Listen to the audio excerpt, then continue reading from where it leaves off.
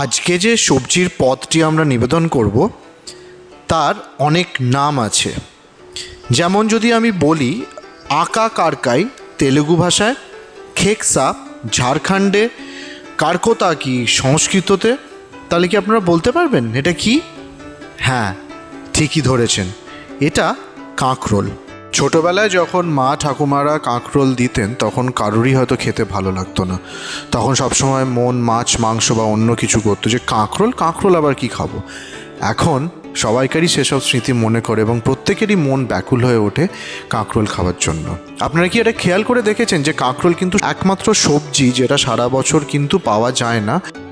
আমরা আজকের যে ডিশটা বানিয়েছি সেখানে কাঁকরোলটাকে একটু অল্প সেদ্ধ করে তার মধ্যে থেকে তার বীজগুলো বার করে সেইটাতে অল্প সর্ষে আর নারকোল দিয়ে পিষে নিয়েছি, তারপরে একটু কুচো পেঁয়াজ দিয়েছি। এবারে নিরামিষ করতে চাইলে কুচো পেঁয়াজ দেওয়ার দরকার নেই, যাদের কাছে পেঁয়াজটা আমিষ হয়, বা আরও যদি আকর্ষণীয় করে তুলতে হয় এই ডিশটাকে তাহলে এটার সঙ্গে শুঁটকি মাছ, চিংড়ি মাছের স্টাফিংও দেওয়া যায়। কাঁকরোলকে নানান রকমভাবে ব্যবহার করা হয়। অনেকে সর্ষে পোস্ত ও নারকোল দিয়ে এটাকে বানায়, অনেকে কাঁকরোল পোস্ত ভাজাও তৈরি করে।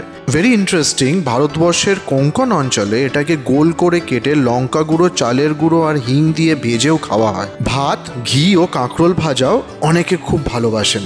যদি তেলে না কেউ ভাজতে চায় তাহলে এটা ননস্টিক তাওয়াতে বা প্যানে একটু ঘি দিয়ে বেসনে ডুবিয়ে একটুখানি সেঁকে নিলেও দারুণ লাগে খেতে। খাবারটা সবচেয়ে কাছের আমাদের কাছে যে স্মৃতি সেটা হচ্ছে যে মধুশ্রী যখন প্রথম আমাদের বাড়ি এসেছিল চন্দননগরে বাবা মার সঙ্গে দেখা করার জন্য, তখন আমার মা এটা ওর জন্য বানিয়েছিলেন। আজকে আমাদের কাঁকরোলের পুর ভাজা।